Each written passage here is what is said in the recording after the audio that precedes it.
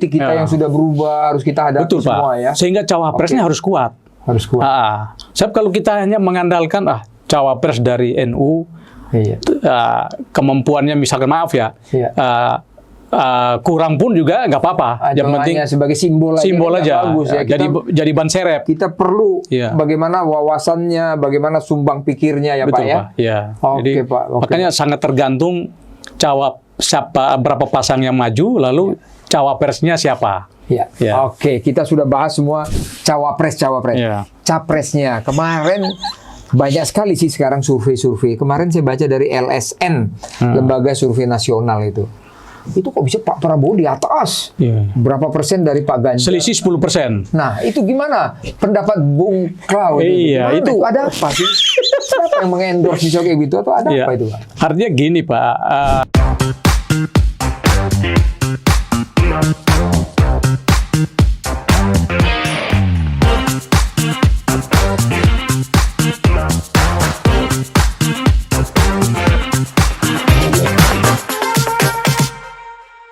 Publika Podcast, minim sensasi, penuh informasi, mainkan. Halo Publikans dimanapun berada, ketemu lagi dengan saya Iskandar Sitompul. Assalamualaikum warahmatullahi wabarakatuh, salam sejahtera, Om Swastiastu Namo Buddhaya, salam kebajikan. Pada hari ini saya mengundang lagi, saya punya teman, saya punya partner, Bung Klau nanti membahas tentang calon-calon wakil presiden. Kenapa ini lama sekali? Ada apa sebenarnya? Padahal deadline sebentar lagi Oktober sudah harus ada nama-namanya. Saya sudah mengundang Bung Klau. Apa kabar? Kabar baik, Pak Is. Ketemu lagi kita. Terima kasih atas undangannya. Senang sekali. Memang ini tahun-tahun politik. Rame kita. Tahun politik, kita cerita politik terus sekarang. Ya. Karena memang itu yang ditunggu-tunggu dengan masyarakat Indonesia, Bung Klau. Kenapa? Pak Jokowi sudah 2 periode. Tentunya tidak bisa lagi ditambah sesuai dengan konstitusi kita. Harus ada yang menggantikan. Sedangkan ini semua sudah bagus nih. Ya. Apakah itu infrastruktur, apakah itu pendidikan, apakah itu energi, semua itu bendungan, bandara, pelabuhan, semua sudah lengkap. Sekarang siapa yang meneruskan? Presiden calonnya sudah ada 3, ada Pak Ganjar, ada Pak Prabowo, ada Pak Anies. Tapi sampai sekarang wakil-wakilnya ini masih belum didapatkan. Kita akan membahas di sini bagaimana presiden yang 3 ini, calon presiden 3 mencari wakilnya, dan bagaimana kolaborasi dari seluruh partai. Apa pendapat Bung Klau? Kenapa ini begitu susahnya? Padahal Oktober tinggal 2 bulan lagi. Gimana Bung Klau? Makasih Pak Is. Jadi pertama nih kan yang sudah pasti calon presiden kan baru Pak Ganjar nih. Pak Ganjar. Pak Anies kan belum nih. Koalisi perubahan kan juga belum jelas kan. Belum jelas, betul. Pak Prabowo juga belum nih. Apalagi PKB ya mau. PKB mau ini. Mau lagi. Mau pindah ke lain hati. Ada apa sih? Kenapa bongkar pasang gini? Gimana sih? Jadi ya kita ke calon wakil presiden tadi ya. Jadi calon presiden pun yang baru pasti kan 1 nih. Pak Ganjar. Ya, 2-nya kan belum pasti. Apalagi calon wakil presiden Pak Is. sempat Pak Prabowo, Pak PKB lari kurang. Nah, kalau PKB lari, Pak Prabowo belum dapat tiket nih. Belum dapat tiket. Demikian juga Pak Anies. Kalau Demokrat lari juga belum dapat tiket. Gimana Bung Klau? Coba kita bongkar dulu. Kenapa ini? Iya, jadi kalau kita mau bicara calon presiden atau calon wakil presiden dulu nih? Pertama kita wakilnya dulu. Baru selesai kita presidennya. Nah, kalau dilihat wakil dari Pak Ganjar Pak ya, sebenarnya apa ada kriteria sebagai wakil presiden ini? Apa? Mungkin ada kriterianya. Gimana itu? Kalau awalnya kan beredar banyak nama tuh, ada 10-12 nama. Itu dari kalangan NU, dari partai politik, lalu dari militer. Lalu terakhir kan mengerucut 5 ya. Kalau 5 tuh kan kalau kita lihat itu dari partai politik tuh. Ada Pak Sandi, Pak AHY, Pak Erick Thohir, Pak Muhaimin Iskandar, dan satu non partai politik kan Pak Andika Perkasa. Andika Perkasa baru pensiun ya? Baru pensiun. Okay. Jadi 4 partai politik, satu non partai politik dari kalangan militer. Nah ini kan sudah tergambar konfigurasinya. Jadi seakan-akan PDIP mau mengatakan bahwa calon presiden kita nih hanya berasal dari 2 unsur partai politik dan unsur militer. Nah, pertanyaannya kenapa tidak ada dari unsur Nahdlatul Ulama? Nahdlatul Ulama ya. Padahal selama ini kita tahu kan wacananya sejak pemilu 2019 ini suatu keharusan kalau calon wakil presiden itu dari kalangan Nahdlatul Ulama NU, supaya bisa meredam penggunaan politik identitas. Tapi kali ini sepertinya PDIP sangat yakin politik identitas itu tidak ada lagi nih. Tidak ada lagi. Ataupun kalau ada tuh kecil sekali. Kalau ada kecil ya. Sehingga mereka tidak memerlukan calon dari NU. Cukup dari partai politik dan militer. Kecuali kalau PDIP menganggap bahwa Caimin itu adalah representasi dari NU. Ya, jadi itu paket lengkap nih. Paket lengkap. Dia mewakili NU, mewakili partai politik. Nah, kalau kita lihat PDIP sepertinya sudah mengerucut ke 5. Tapi Pak Is, apakah Pak Is percaya bahwa yang disampaikan Puan ini, Ibu Puan ini sudah harga mati? Kalau politik dinamis.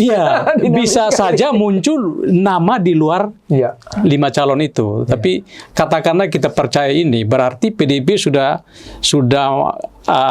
makin mendekati keyakinan bahwa dia akan memilih dari 5 nama ini. 5 nama ini. Jadi siapa yang terpilih tentu sangat tergantung pada dinamika politik dan siapa yang akan menjadi lawannya.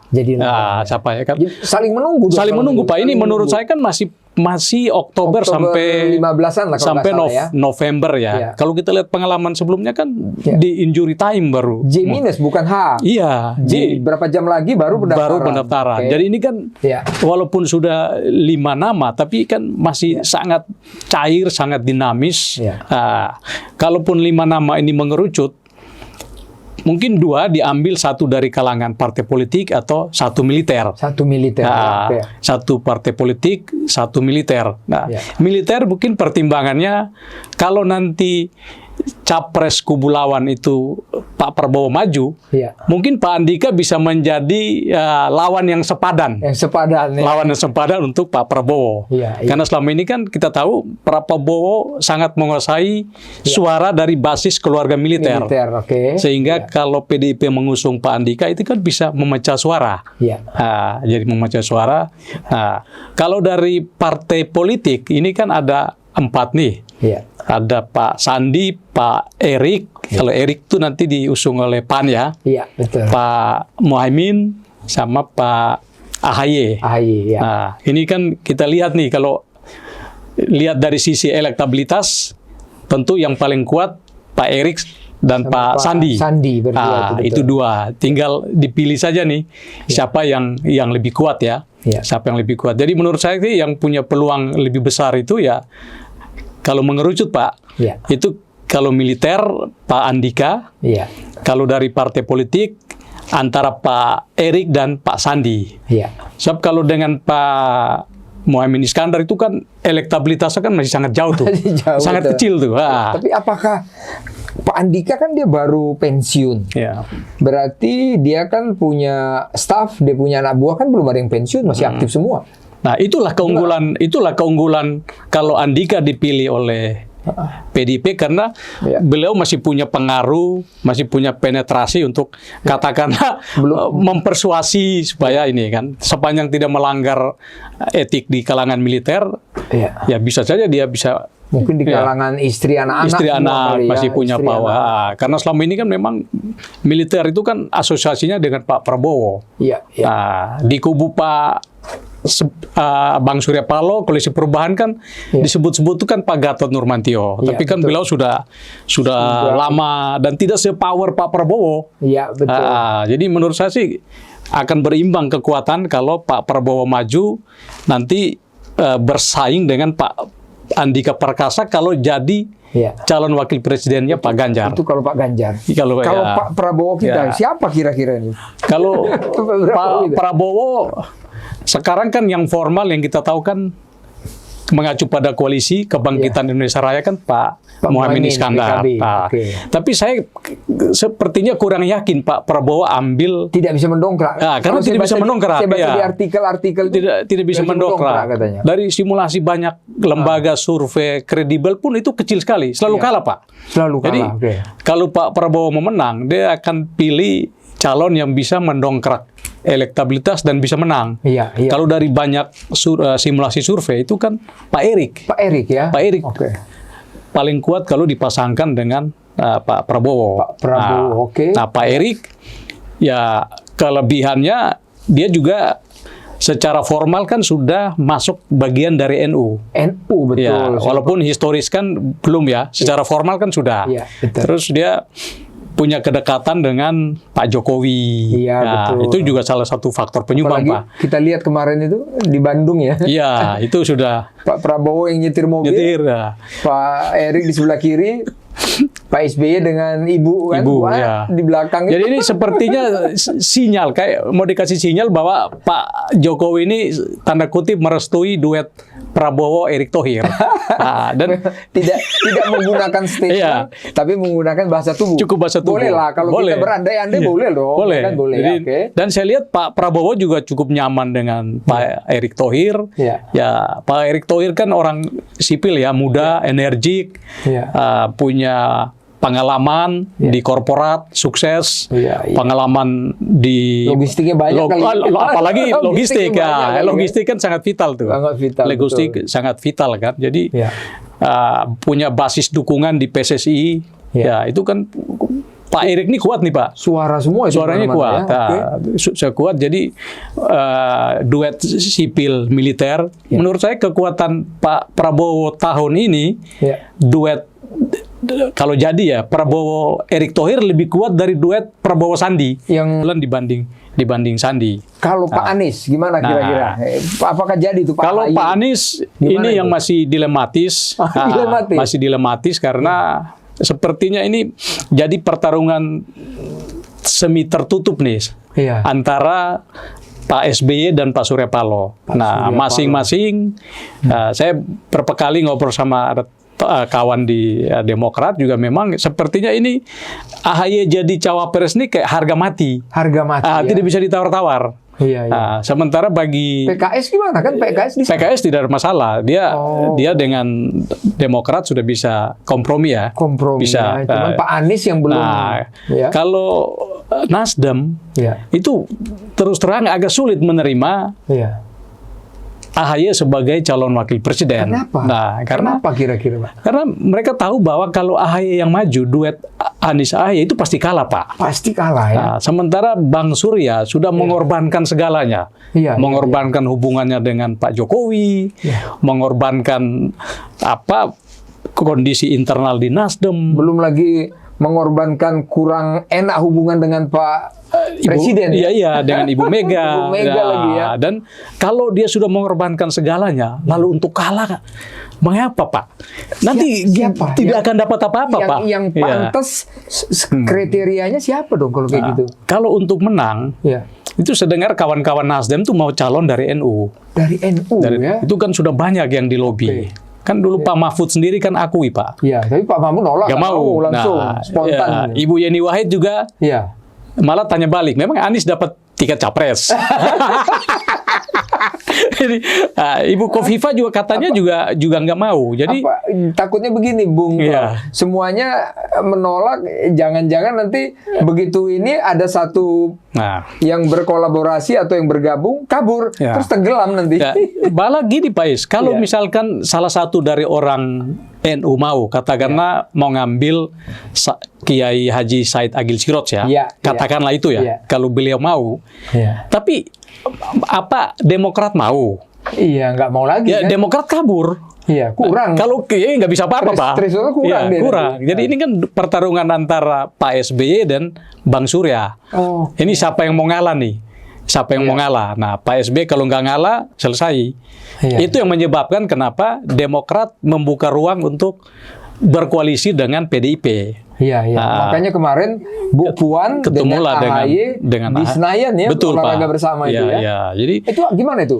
Tindak lanjutnya atau apa? Ya, kalau saya melihat kalau nanti terjadi pertemuan antara Ibu Mega dengan Pak SBY, berarti ini sudah pasti itu baru final. Itu serius, itu final.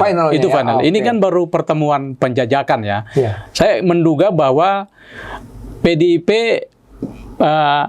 tidak keberatan kalau AHY jadi cawapresnya Anies. Nah, karena apa? Mungkin PDIP tahu kalau tidak akan menang, tidak akan menang. Ya, malah sebaiknya PDIP mengendaki AHY jadi cawapresnya Anies. Jangan ambil dari NU. Nah, karena itu kan paket kalah nih. Tapi setelah kalah, setelah tersingkir di putaran pertama, Demokrat balik dong. Balik dukung. Ini matematikanya. Balik dukung PDIP supaya meningkatkan suara Ganjar. Dan betul. Ada juga kan kompensasi bagi Demokrat kan. Ya, bagi-bagilah. Bisa masuk ke kabinet. Betul, jadi menurut saya yang paling sulit sekarang, saya masih 50-50 nih. Apakah Anies bisa maju capres atau tidak? Karena kalau Pak SBY tidak melunak, ya selesai. Satu-satunya yang bisa itu ya masih ada peluang Golkar. Tapi Golkar kan juga sekarang lagi ketuanya lagi begini lagi. Kalau Golkar nanti dipegang oleh Bang Luhut, nggak mungkin dia ke koalisi perubahan. Nggak mungkin, kan itu kan antitesa, Pak. Antitesa. Golkar lebih mungkin ke Gerindra atau PDIP. Yang kita bilang dari pada saat podcast yang lalu itu, begitu ada orang Golkar 3 orang di situ muncul pada saat Nasdem langsung ketuanya juga langsung dipanggil Kejaksaan Agung. Nah, mungkin jangan-jangan ada di situ juga. Takut Golkar masuk ke sini, langsung diambil. Dulu ya. Karena bisa saja kan dulu kan ada sebutan calon dari koalisi perubahan ini yang di kantong Anies itu inisialnya A. Bisa aja ini Airlangga nih. Bisa Airlangga, bisa AHY. Bisa AHY. Ya, ini kita berandai-andai aja. Nah, kalau kabur itu kan nggak dapat tiket. Jadi peluang Anies itu masih 50 masih 50 tidak. Jadi Pak Anies harus berdoa terus ya. Berdoa terus ya supaya jangan ada yang lari. PAN juga nggak mungkin masuk ke koalisi perubahan. Karena PAN kan Erick Thohir kan sudah ke Pak Prabowo. Berarti ke Pak Prabowo. Jadi saya tidak kaget Pak kalau nanti Pilpres itu hanya diikuti oleh 2 pasang. Bisa kemungkinan besar. Kemungkinan bisa. Kemungkinan bisa. Tapi lebih bagus lah biar hemat biaya. Berapa triliun itu, Pak? Jangan juga bilang lebih bagus, Pak. Nanti kawan-kawan koalisi perubahan marah. Biarlah mengalir. Biar aja. Jadi biarlah mengalir, nanti dibilang kita menjegal, Pak. Menjegal ya. Oke. Jadi biar aja. Jadi kita ralat. Mengalir aja. Biarlah mengalir. Apa yang dikendaki oleh masyarakat atau regulasi kita ya. Kalau 3 boleh Pak Anies dapat tiket monggo maju. Tapi kalau tidak dapat tiket jangan nuduh dijegal pemerintah. Itu berarti dijegal Demokrat. Apalagi dijegal podcast kita ini. Ada satu pertanyaan yang menarik ini, Bung Klau. Ini kita sambil ketawa-ketawa karena kita ini kan berandai-andai politik ini tidak ada yang abadi, tidak ada ini semuanya nggak ada kepentingan. Jadi mimpinya Pak SBY yang naik kereta api dijemput Pak Jokowi terus jemput Bu Mega naik kereta api itu gimana itu nanti? Atau suruh mimpi lagi aja Pak Jokowi? Pak SBY mimpi lagi aja gimana? Itu sulit menebak mimpi itu Pak. Harus tanya Pak SBY. itu mimpi benar atau mimpi main-main? Aku gak jadi mikir itu. Mimpi main-main kali itu ya. Tapi yang pasti SBY bermimpi AHY harus jadi cawapres. Jadi cawapres. Itu wajar lah Pak. Mimpi seorang bapak, anaknya sudah di kader ketua umum partai lalu jadi cawapres itu kan sesuatu yang wajar, tidak salah Pak. Tidak salah. Ya. Wajar aja. Tinggal bisa diterima oleh Nasdem apa tidak. Kita kan belum lihat Pak komunikasi politik antara Pak SBY dan Pak Surya Paloh. Betul. Belum ada. Kalau tiba-tiba mereka berdua sudah bertemu, nah ini baru kita percaya wah ini serius nih. Kalau selama belum bertemu lagi, setelah kisru perebutan siapa cawapres Anies, sulit Pak. Jadi kalau gitu kita masih menunggu dan menunggu ini ya. Saya juga tidak yakin pernyataan-pernyataan bahwa bola di tangan Anies. Saya nggak yakin Pak. Nah, karena menurut saya sih ya Anies ya sudah ada di kantong Anies. Di kantong Anies. Ya dia menunggu ini.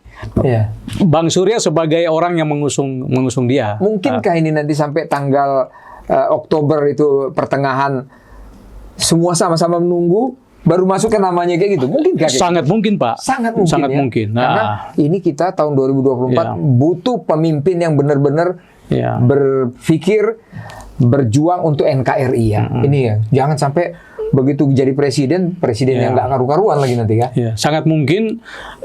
Apakah 3? Saya sekarang tidak yakin 4 Pak. Dengan melihat kondisi Golkar kayak gini, saya nggak yakin. Ya, elektabilitasnya cuma tadi saya baca, saya diskusi juga itu bukan 1,9, 0,9 katanya. Ya, itu mungkin. Satu udah itu mungkin. Paling mungkin 3. 3 kalau tidak 3, 2. Nah. Kalau 3, kalaupun 3 itu calon wakil presiden kan juga akan sangat tergantung Pak. Iya, itu dia. Kalau 3 misalkan Anies maju, lalu cawapresnya ambil dari NU, saya kira peta cawapresnya Gerindra dan PDIP pun akan berubah. Betul. Mungkin sama-sama ambil dari NU.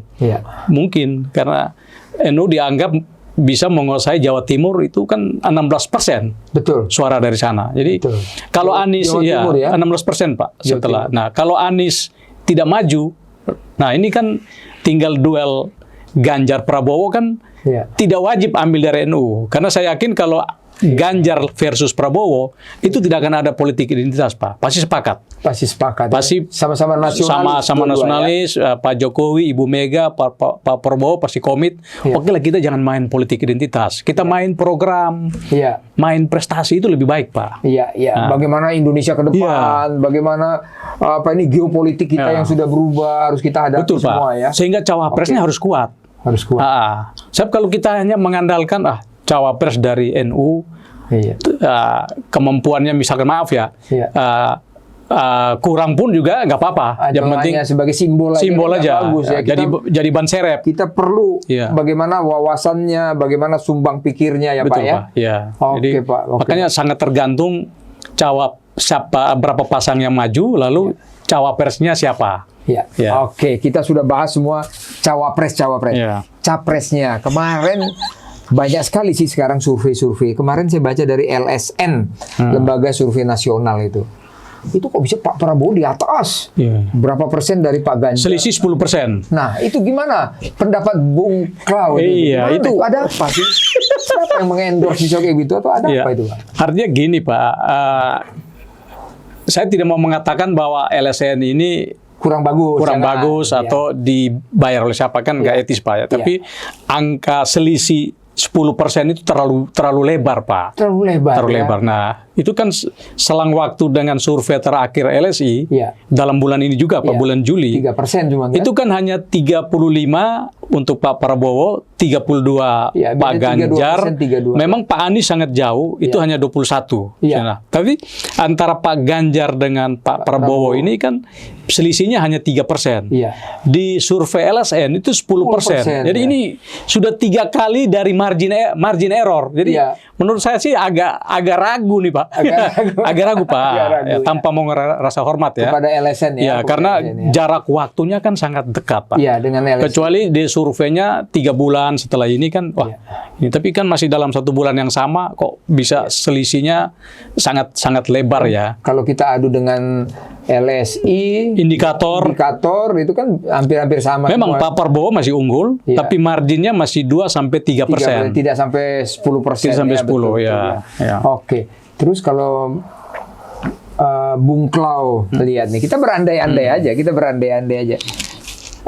Kalaulah Pak Ganjar atau Pak Prabowo atau Pak Anies,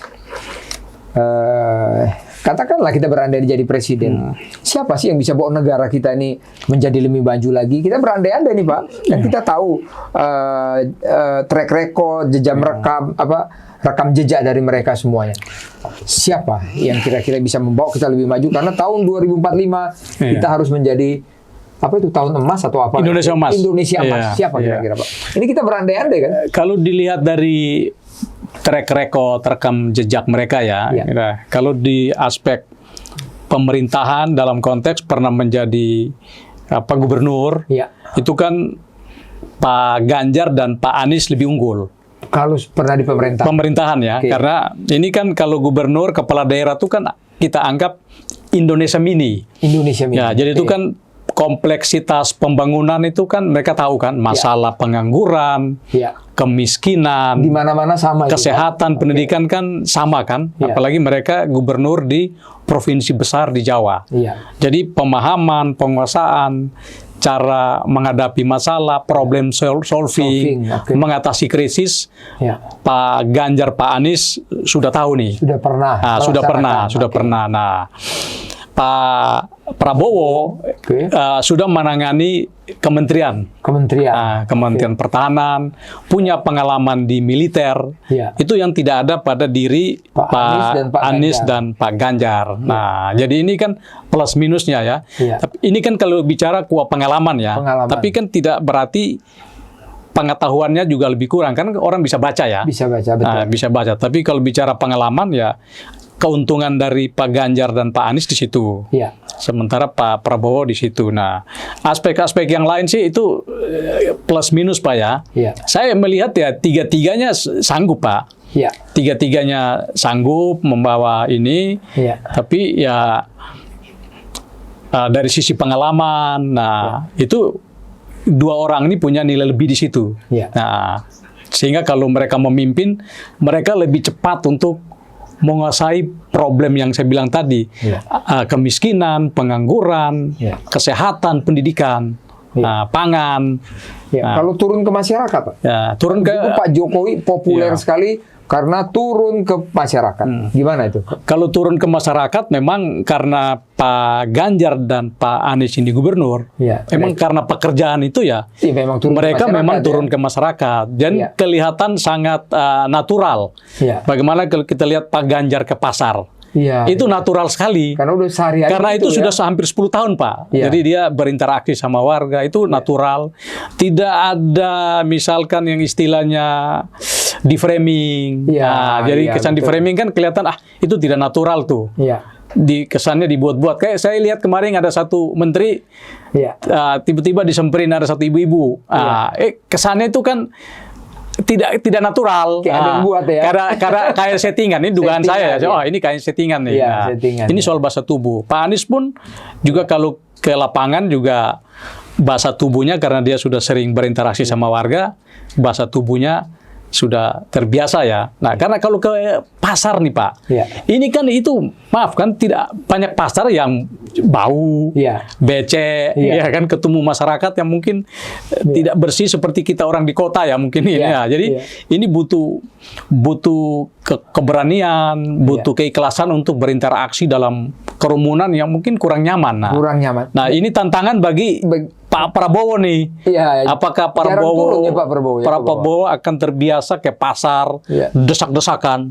Kalau Pak Is lihat Pak Ganjar di pasar, itu kan desak-desakan tuh. Nah, betul. Bugar dia kan, atletis bugar, jadi tinggi, bugar gagah, jadi dia udah biasa nih. Nah, kalau Pak Prabowo, ini mungkin harus latihan dulu nih. Biasakan ke pasar, Pak. Prabowo turunnya ke Babinsa, lihat kemana-mana. Nah, itu boleh. Tapi sekarang pertanyaan kritisnya begini, Pak. Katanya kan rakyat kita ini sudah pinter-pinter semua sekarang. Apakah yang di pasar, apakah yang turun ke desa-desa itu semuanya rame gitu, pasti memilih kepada tokoh yang datang saat itu? Itu kadang-kadang saya kepingin membedah itu. Apakah? Tapi itu kan memang susah. Itu yang ada di dalam hati nih. Gimana menurut? Tapi kalau kita lihat survei, Pak, saya mengacu pada hasil survei dari SMRC ya. SMRC bikin survei. Saiful Mujani ya. Itu ada 4 indikator tuh dekat dengan rakyat.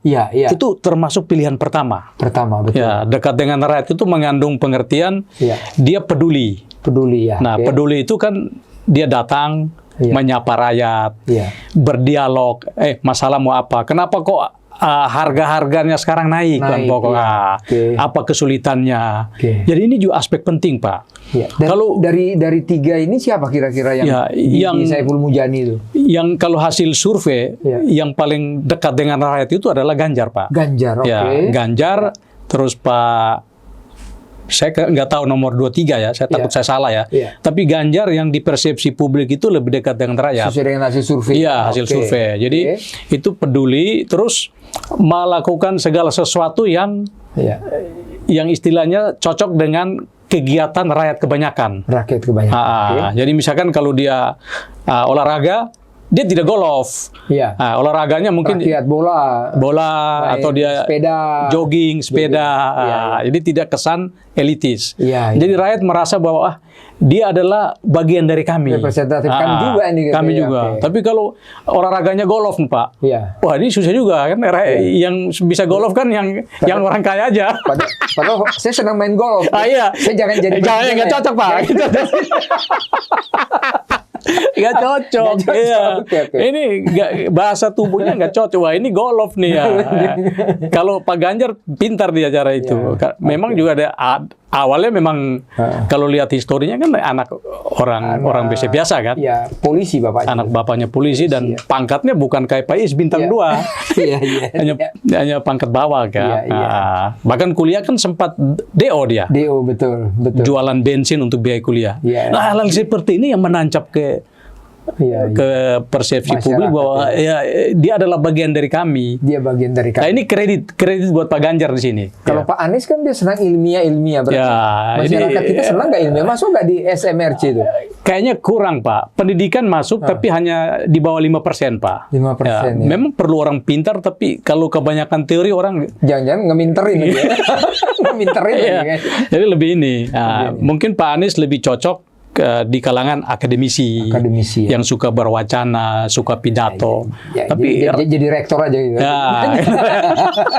Sekarang saya mau bertanya gini, tapi Pak. Tetap kita butuh juga presiden yang cerdas, Pak. Cerdas harus. Pak Anies kan cerdas, kita harus akui itu kan.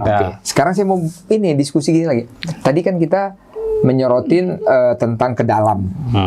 Sekarang saya mau menyorotin tentang keluar karena saya ini dilahirkan dari tentara. Itu ada istilah kita tuh lingkungan strategik. Lingkungan strategik itu bagaimana secara global, bagaimana secara regional dan nasional kita. Global ini kan kita lihat geopolitik sekarang berubah. Ukraina perang sama Rusia. Ini sebentar lagi katanya Cina sama Taiwan dan lain sebagainya. Kan kita perlu juga punya pemimpin yang pemikiran visioner. Nah, dari tiga yang kita lihat ini, calon kita ini, siapa yang kira-kira berpikir sampai secara global tadi? Dia kalau regional itu kita anggaplah kan Asia, ya. Global itu dunia semuanya. Kalau regional ini Asia, kalau kita nasional dalam tadi kan kita bicara nasional semuanya. Bagaimana kalau global dengan regional kita?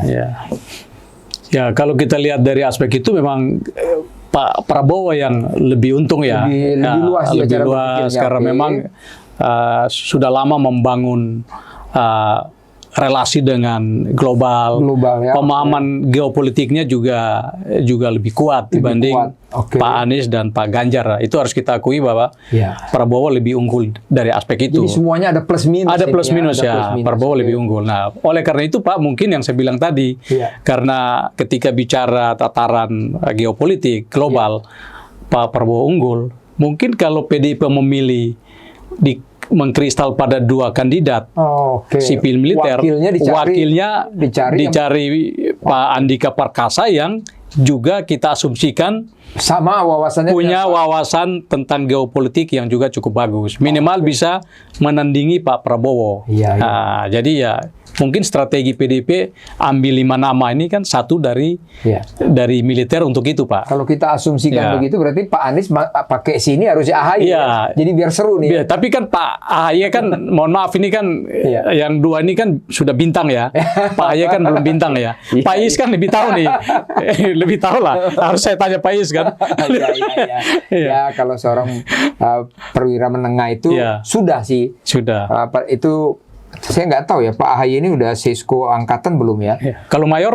Mayor itu, saya pangkat mayor Sisko angkatan. Oh, berarti itu sudah dong. Sudah berbicara tapi tidak terlalu global, tapi sudah diperkenalkan. Iya, iya. Sudah diperkenalkan. Saya lupa nih Pak AHY apakah Seskoat saya belum tahu.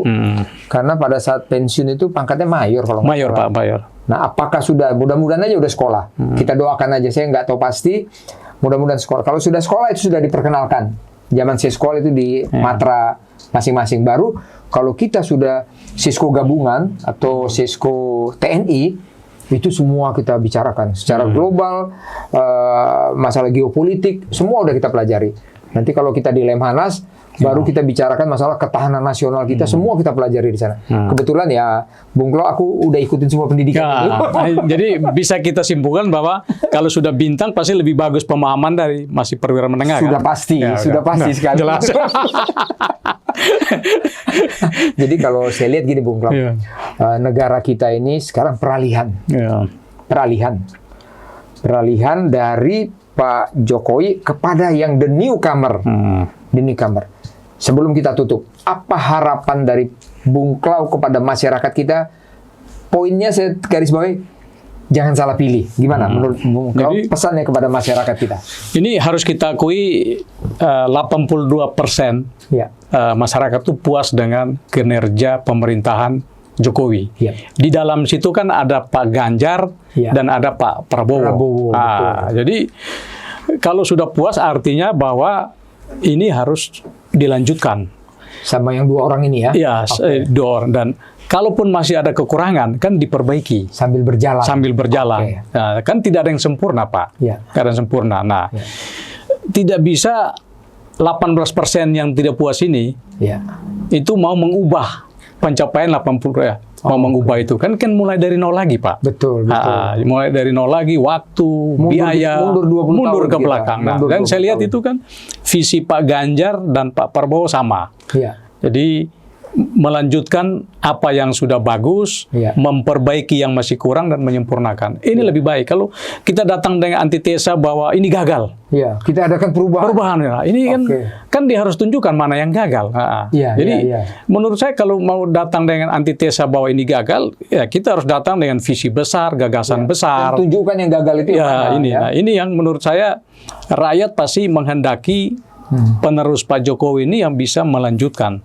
Melanjutkan pencapaian program-program yang sudah bagus dilanjutkan. Jadi ya pilihlah memang presiden yang bisa melanjutkan hal-hal yang sudah diletakkan fondasinya yang begitu kuat. Betul Bung Klo. Terus yang terakhir Bung Klo, ini saya mapping atau saya baca di artikel di jurnal itu, milenia nanti itu dengan gen YZ itu 105 juta apa 115 juta kurang lebih lah di situ ya. Hampir 80%, Pak. 80% dialah pemilihnya. Nah, kadang-kadang ini kita menyampaikan bahwa kadang-kadang gen milenia gen YZ ini kan masih baru-baru semua ini. Tapi tanggal berbulan Juni ya kalau nggak salah. Juni itu mereka sudah pas 17 tahun atau lebih sudah punya hak. Apa pesan kepada mereka semua? Karena mereka the newcomer nih. Jangan sampai salah pilih. Saya cuma takut mereka mencoblos-coblos. Apa ini pesan kita kepada mereka nih?